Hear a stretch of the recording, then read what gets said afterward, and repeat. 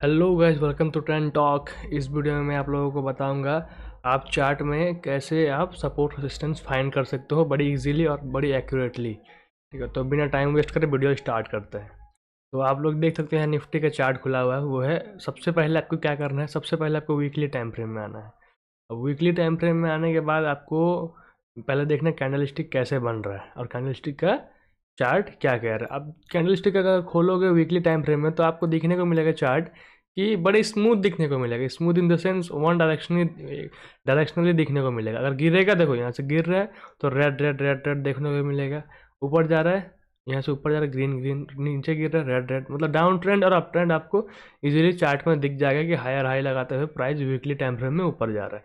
That means stock market bullish है। ठीक है, और जब नीचे आ रहा है हायर हाई लगाते हुए, that means stock market bearish है। तो अभी आपको दिख रहा है चार्ट क्लियरली हमें बेयरिश दिख रहा है वीकली टाइम फ्रेम में। अब वीकली टाइम फ्रेम में अगर बेयरिश दिख रहा है तो हमें ट्रेड करना है क्या, छोटे टाइम फ्रेम में।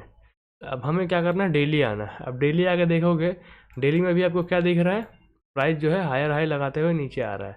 तो आपको बेसिकली हायर हाई देखना है, हायर लो देखना है कि प्राइस का, और लंबा चार्ट देखना है। देखो मैं चार्ट देख रहा हूँ कि सितंबर से देख रहा हूँ अभी तक का चार्ट, तो मुझे क्लियर प्राइस एक्शन दिख रहा है। क्योंकि आपको पास्ट ही स्टॉक मार्केट में बेसिकली हम टेक्निकल एनालिसिस का यूज़ करके पास्ट का यूज़ करते हैं फ्यूचर का जो है मूवमेंट को प्रिडिक्ट करने के लिए। तो हमें पास्ट का चार्ट देखना बहुत ज़रूरी है और पास्ट का चार्ट हमें रीड करना आना चाहिए।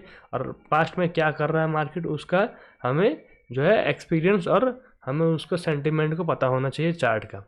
तो पिछले 4-5 महीनों से आप देखोगे तो मार्केट है कंटिन्यूसली डाउन ट्रेंड बना के गिर रहा है, तो पता है हमें डाउन ट्रेंड चल रहा है। अब हमें इसे ट्रेड कैसे करना है, हमें तो ट्रेंड पता लग गया ना, ट्रेंड क्या है, वीकली है। ट्रेंड जब हमें वीकली टाइम फ्रेम में दिख गया, डेली टाइम फ्रेम में ट्रेंड की डाउन है, तो अभी अब हमें अब क्या करना है, छोटे टाइम फ्रेम में आ रहा है लाइक आवरली और 30 मिनट्स।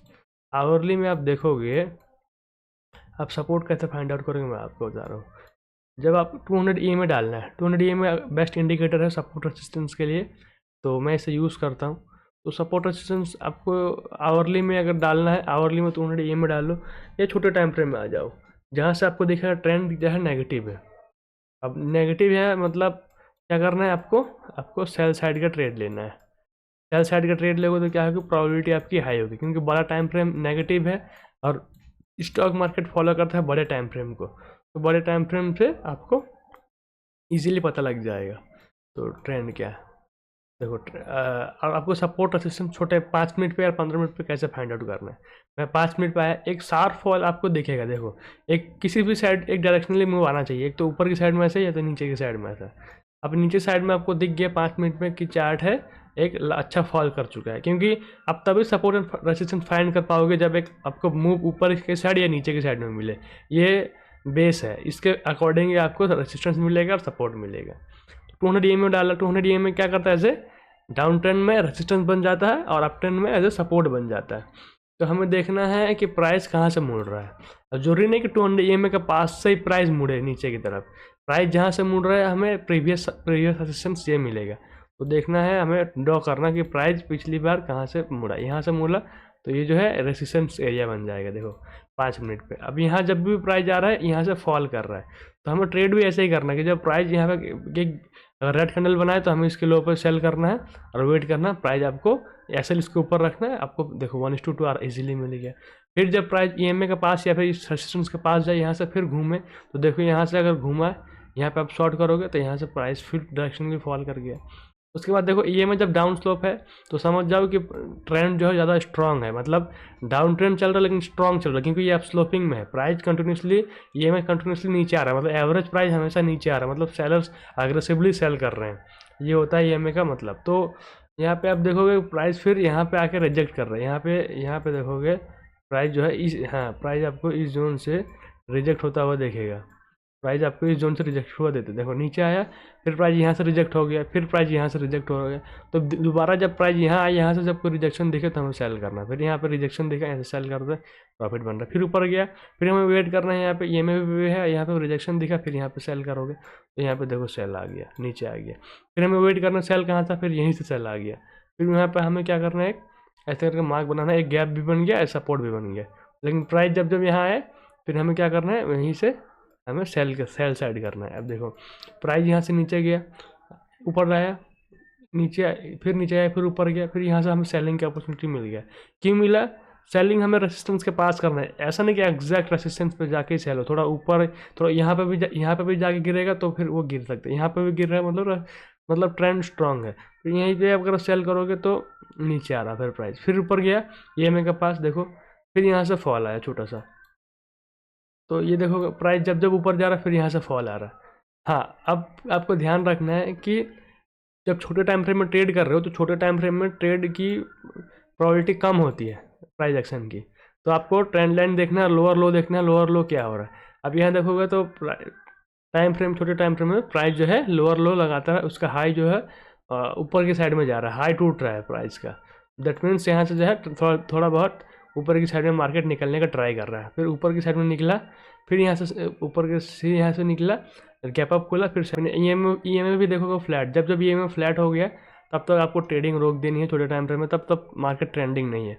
और जब जब EMA आपको डाउन स्लोप या अप स्लोप में दिखेगा तब तक आप ट्रेड करोगे तो आपकी प्रोबेबिलिटी अच्छी होगी ट्रेड विनिंग की, क्योंकि साइडवेज मार्केट में स्टॉप लॉस लगते हैं, सबके लगते हैं।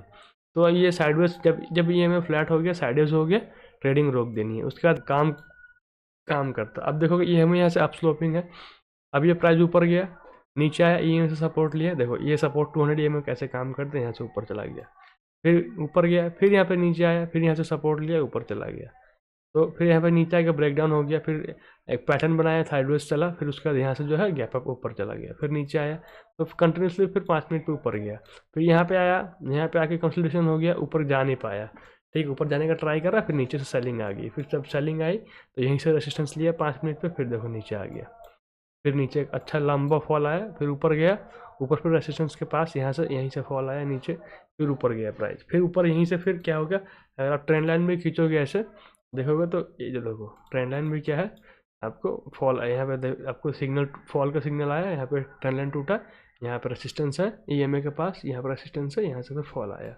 तो प्राइस, मेरे कहने का यही मतलब है कि प्राइस जो है बड़े टाइम फ्रेम को फॉलो करती है, तो उसको यूज़ करने हैं हमें ट्रेंड आइडेंटिफाई करने में, और हमें पैटर्न फाइंड आउट करने हैं ट्रेंड की डायरेक्शन में, और उसी डायरेक्शन में ट्रेड लेना है, तो हमारी प्रोबेबिलिटी जो है विनिंग की ज़्यादा होगी। फिर हमें वेट करना है।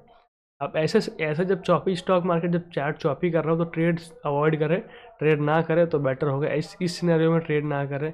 जब जब मार्केट ऐसे चॉपीनेस क्रिएट करना है, ऐसे चॉपीनेस ऊपर नीचे बार बार, तो ट्रेडिंग रोक देनी चाहिए। EMA यहाँ पे देखोगे फ्लैट हो गया तो ट्रेडिंग बंद कर दो। जब EMA ऐसा डाउन स्लोपिंग हो तब ट्रेड करो, या अप स्लोपिंग हो तब ट्रेड करो। तो वेट करना है। ये देखोगे EMA डाउन स्लोपिंग हुआ, प्राइस सस्टेन करा इसी एरिया पे, इसी उसको जब टूटा ये, तो देखो कितना अच्छा फॉल आया नीचे।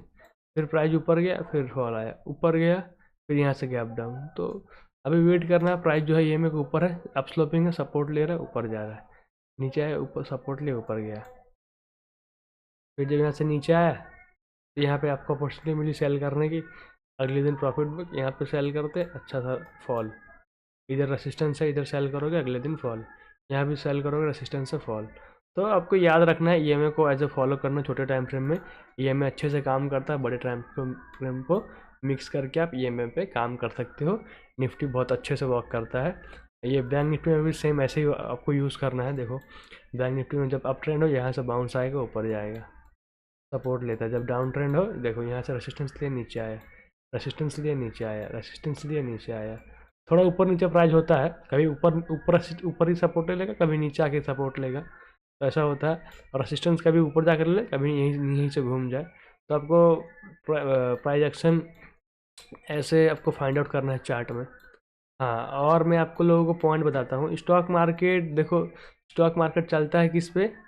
लोग प्राइस एक्शन पर टिके हुए रहते हैं। प्राइस एक्शन एक्चुअल में आप देखोगे, प्राइस एक्शन हम क्या करते हैं, पास्ट के चार्ट को, पास्ट के प्राइस को हम पढ़ के फ्यूचर के प्राइस को प्रिडिक्ट करते हैं। तो ये इसकी प्रोबेबिलिटी ही 60 to 70% होती है। अब क्यों होती है मैं आपको बता रहा हूँ।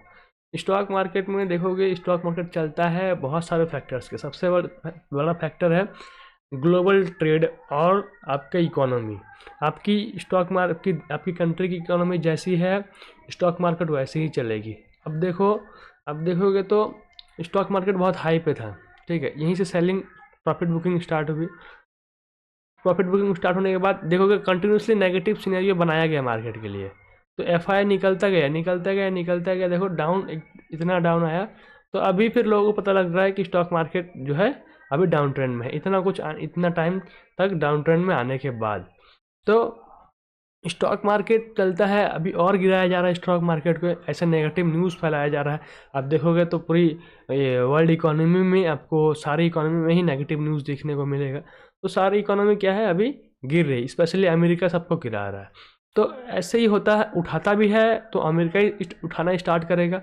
आप देखोगे डाउ जोन्स में भी देखोगे कितना लंबा कैंडल बना है, स्टार्टिंग से डाउ जोन्स को गिराया जा रहा है।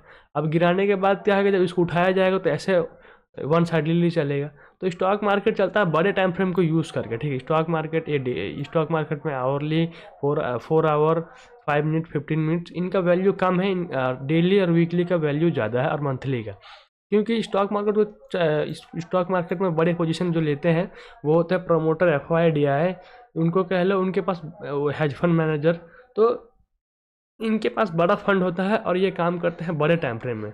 अगर आप किसी भी बुक में पढ़ोगे, किसी भी बुक में आपको देखने को मिलेगा, तो आपको हेज फंड मैनेजर बड़े टाइम फ्रेम को यूज़ करने को बोलेगा, और बड़े टाइम फ्रेम को यूज़ करने से ही पैसा बनता है। और हमें क्या करना है, हमें बस उनको फॉलो करना है, जैसे अभी सेलिंग चल रहा है तो हमें हर राइस पे सेल करना है, ठीक है। क्योंकि बड़ा पैसा सेलिंग की साइड में, जब बड़ा पैसा बाइंग की साइड में होगा, ग्लोबल सेंटीमेंट पॉजिटिव होगा, सारे बाजार जब ऊपर जा रहे होंगे, तो हमें फिर क्या करना है, बाय करना है। तो चार्ट ट्रेडिंग हमें इसी का यूज़ करके, हमको आइडेंटिफाई करना है ट्रेंड, और हमें आइडेंटिफाई करना है सपोर्ट, रेसिस्टेंस, और प्राइस का स्टॉक मार्केट ओवर वैल्यूड है या ओवर सोल्ड है। तो इस अभी मार्केट ओवरबॉट जोन में था, वहाँ से गिर रहा है मार्केट कंटिन्यूसली, गिर के फिर आएगा ओवरबॉट जोन में, ओवरसोल्ड जोन में आएगा। ओवरबॉट जोन में था, अभी ओवरसोल्ड जोन में आएगा, फिर यहाँ से बाइंग आएगा। स्टॉक मार्केट क्रैश नहीं होगा, अभी लोग जो कर रहे हैं, स्टॉक मार्केट ख़त्म नहीं हो जाएगा। देखो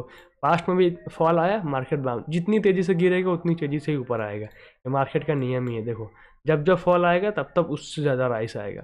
तो आपको स्टॉक मार्केट गिर रहा है तो अच्छी बात होती है, इन्वेस्टरों के लिए अच्छी बात होती है, ट्रेडरों के लिए अच्छी बात होती है। क्योंकि हमें क्या चाहिए, हमें ट्रेंडिंग, या तो गिरे या तो ऊपर, ऐसा लटके रहे, ऐसे लटके वाला मार्केट जो एक साइड ऐसा 1 साल तक पूरा जो साइडवेज रहे, ऐसा हमें मार्केट नहीं चाहिए। हमें गिरे ऊपर जाए, ये मार्केट चाहिए, क्योंकि हमें वॉलेटिलिटी चाहिए, और हम ट्रेडर हैं, हमें वॉलेटिलिटी को यूज़ करना है अपने डायरेक्शन में। अब देखोगे तो डेली टाइम फ्रेम में डाउ जोन्स जो है हमें डाउन ट्रेंड दिखा रहा है। अब डाउन ट्रेंड दिखा रहा है, ठीक है। अब कब हमें वीकली टाइम फ्रेम में हमें देखना है, वीकली टाइम फ्रेम में अभी सपोर्ट क्या है डाउ जोन्स के पास में 36,200 का। जब तक यहाँ आता 36,000 के प्राइस के यहाँ पे 35,000 36,000 से यहाँ जब तक मार्केट नहीं आता, तब तक जो है सेलिंग कंटिन्यू रहेगा। वो एज निफ्टी में देखोगे, निफ्टी में अभी भी निफ्टी तो बहुत ऊपर है, निफ्टी तो डेली टाइम फ्रेम में ही अब देखोगे तो डेली टाइम फ्रेम में इसके पास अभी रिसेंट सपोर्ट है 21,900 का। तो 21,800 900 में आता है, यहीं से प्राइस जो है देखते हैं कैसा रिजेक्ट करता है, फिर ऊपर जाएगा, क्योंकि ये सपोर्ट एक्ट करेगा, ये इतनी आसानी से टूटेगा नहीं, ये बहुत स्ट्रांग लेवल है। यहाँ से बाइंग आई तो यहाँ पे आएगा धीरे धीरे, फिर यहाँ से फिर घूमेगा ऊपर की साइड में। तो टाइम वेस्ट करके 1-2 वीक, फिर हमें प्राइस एक्शन का यूज़ करके, चार्ट रीडिंग का यूज़ करके, फिर प्राइस जो है यहाँ से ऊपर निकल जाएगा। तो यही स्टॉक मार्केट जो है ट्रेंड चेंज करने के लिए भी टाइम लगाता है, क्योंकि ये आएगा डब्लू बनाएगा, इधर नीचे आएगा, अभी फिर ऐसा डब्लू बनाएगा, फिर हाई को तोड़ेगा, फिर ऐसा हायर हाई करते हुए ऊपर की साइड में निकलेगा। तो टाइम लगेगा इसके लिए अभी, तो हमें वेट करना है, और हमें ट्रेंडिंग मोमेंट का ही वेट करना होता है। जब निफ्टी 200 EMA के पास हो या बहुत ऊपर हो, तभी ट्रेड करने का मज़ा है डेली टाइम फ्रेम में, क्योंकि जब ऊपर हो तो अच्छा से फॉल आएगा, और जब नीचे हो तो अच्छा से बाउंस आएगा। जैसे आप पास्ट टाइम में देख सकते हो, पास्ट में कैसे देखो, डेली टाइम फ्रेम में यहाँ से जब ऊपर गया तो ऊपर देखो, यहाँ से जब ऊपर गया तो ऊपर, जब ऊपर से जब नीचे आया देखो फॉल आया, जब ऊपर से नीचे आया फॉल आया, तो ऊपर से नीचे आया फॉल कंटिन्यूसली आया, ऊपर से नीचे फॉल। तो मज़ा आता है उसी टाइम, इस टाइम फ्रेम में काम ये है, जैसे जो चॉपी करे इधर काम करके मज़ा नहीं है, इधर नुकसान ही होता है ट्रेडर के, क्योंकि साइडवेज मार्केट में ऑप्शन बायर या फिर ट्रेडर जो कह लो, जो वॉलेटिलिटी कैच करता है, तो वो फिर कमा नहीं पाता है, क्योंकि साइडवेज हो जाता है मार्केट, ऊपर नीचे करते रहता है, तो एसएल बहुत हिट होते हैं। ट्रेंडिंग मार्केट में ही पैसे बनते हैं जितने भी ट्रेड है। और प्राइस एक्शन का एक अच्छा या सबसे बुरा बात कह लो कि हम पास्ट को चार्ट को देख के फ्यूचर प्रेडिक्ट करते हैं। पास्ट का हर चार्ट जो है अलग अलग सेंटीमेंट, अलग अलग इमोशन, अलग अलग न्यूज़ को लेके, अलग अलग चीज़ों को लेके पोजीशन बनाया जाता है और पोजीशन कटता है उसी बेसिस पे ही कटता है। तो हमें जैसे कि एक इंसान आगे चल रहा है, हम उसको शैडो देख के जज करेंगे वो राइट मुड़ेगा या लेफ्ट मुड़ेगा, तो ये थोड़ा टफ हो जाता है क्योंकि अल्टीमेटली रीसेंट न्यूज़, रीसेंट जो सेंटिमेंट है मार्केट के, वो मार्केट के कैंडलस्टिक को इम्पैक्ट करती है, ना कि पास्ट का। तो प्राइस एक्शन में एक जो कह लो, जो एक हमारे ऑड्स हमारे फेवर में नहीं होते, वो है कि हम पार्ट्स के चार्ट को देख के एनालाइज करते हैं। तो हमें रिसेंट इमोशन को ज़्यादा जानना चाहिए कि ग्लोबल मार्केट में क्या हो रहा, और उसके अकॉर्डिंग हमारा जो रिस्क रिवॉर्ड है अपने पोजीशन का, उसे कम करना चाहिए। अंधा विश्वास नहीं करना चाहिए कि प्राइस एक्शन वर्क करेगा करके, क्योंकि इसकी प्रोबेबिलिटी 60 से 70% है सही होने की, क्योंकि इमोशन जो है, इमोशंस स्टॉक मार्केट में वर्क करते हैं बड़े टाइम फ्रेम में, और वही जो है मार्केट को ऊपर या नीचे लेके जाते हैं। तो गाइज इतना ही था इस वीडियो में। चैनल को सब्सक्राइब करो, वीडियो को लाइक करो, मिलते हैं नेक्स्ट वीडियो में गाइज।